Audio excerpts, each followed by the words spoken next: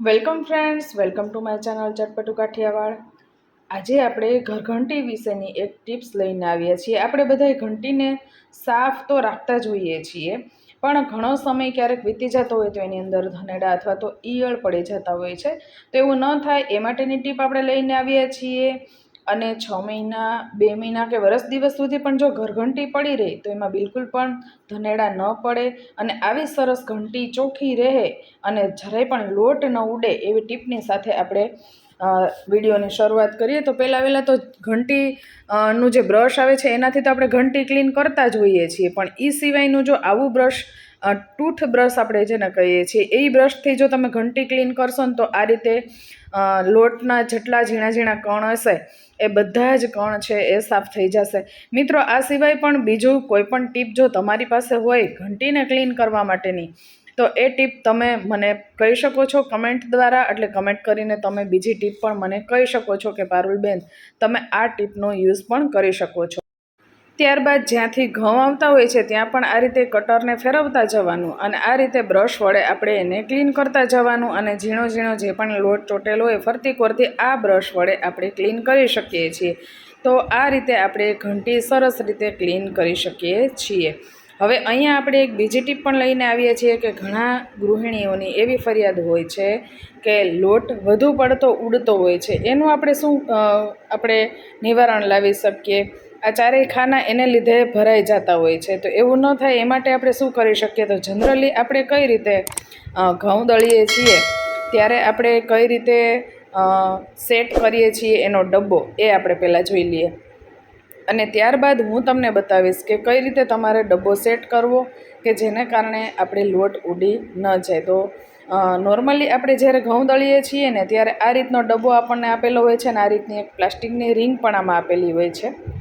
તો આ રીતની રિંગ આપણે ફિટ કરીએ છીએ અને આ રીતનું એનું જે કપડું આપેલું હોય છે એને આમ ફિટ કરી દઈએ છીએ અને ઘંટીમાં પણ આ રીતે આપણે ફિટ કરી દઈએ છીએ।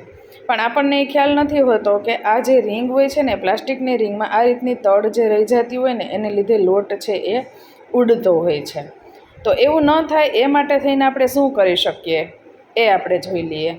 તો આ રિંગને પહેલાં તો આપણે કાઢી લેશું, કારણ કે આ પ્લાસ્ટિકની રિંગ યુઝ કરવી એવું ફરજિયાત નથી।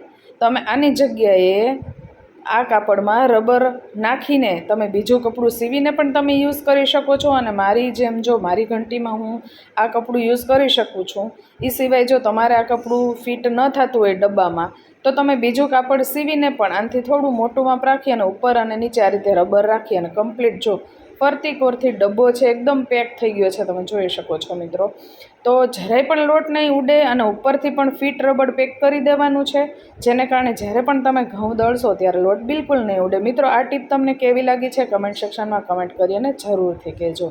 હવે આપણે ઈયળ કે ધનેડા ન પડે એ માટેની ટીપ આપણે જોઈએ તો એના માટેની ટીપ છે કે જ્યાં પણ આ રીતનો લોટ આપણે દળતા હોય ત્યારે જ્યાં જ્યાં લોટ ઉડેલો હોય ત્યાં આ રીતે તમાલપત્ર એડ કરી દેવાનું। જો જ્યાંથી ઘઉં પડે છે ત્યાં પણ આપણે તમાલપત્ર એક એડ કર્યું, ત્યારબાદ ડબ્બામાં પણ તમાલપત્ર એક એડ કર્યું, ત્યારબાદ આપણે ડબ્બાની બેય બાજુ એક આ બાજુ અને એક બીજી બાજુ બેય બાજુ પણ આપણે તમાલપત્ર આ રીતે એડ કર્યું અને આપણે આ રીતે દરવાજો ઘંટીનો બંધ કરી દેવો। ત્યારબાદ જ્યાંથી આપણે ઘઉં નાખીએ છીએ ત્યાં પણ આ તમાલપત્ર આ જ રીતે એડ કરી દેવાનું, જેને કારણે કદાચ ને ક્યાંક બહાર આપણે ગયા હોય અને ઘંટી 1-2 મહિના સુધી જો બંધ પડી રહી હોય તો લાંબો સમય સુધી ઘંટીમાં કોઈ પણ જાતની જીવાત પડતી નથી અને આને લીધે ઈયળ અથવા ધનેડા જોવા મળતા નથી। જો આ રીતે પાછળના ભાગમાં જે ઘંટીની પાછળ જે જાળી રાખવાનું સ્ટેન્ડ આવે છે એ પણ એકદમ ક્લીન છે, જો તમે જોઈ શકો છો મિત્રો। તો જાળીને પણ સરસ રીતે ક્લીન કરી દેવાની, લૂછીને અથવા તો ધોઈને તમે કરો તો વધારે સારું। તો આ રીતે એનો વાયર છે એનું ફીંડલું આ રીતે વાળી લેવાનું છે અને જ્યાં આપણે જાળી રાખી છે એની પાછળના ભાગમાં આ રીતે વાયર મૂકી દેવાનું અને ત્યાં જ આપણે એક તમાલપત્ર એડ કરી દેવાનું, આ રીતે મૂકી દેવાનું અને બીજું પાન આ રીતે અહીંયા મૂકી દેવાનું, જેને કારણે ઈયળ અથવા તો ધનેડા બિલકુલ પણ જોવા નહીં મળે. મિત્રો, આ ટીપ તમને કેવી લાગી છે એ કમેન્ટ સેક્શનમાં કમેન્ટ કરીને જરૂરથી કહેજો.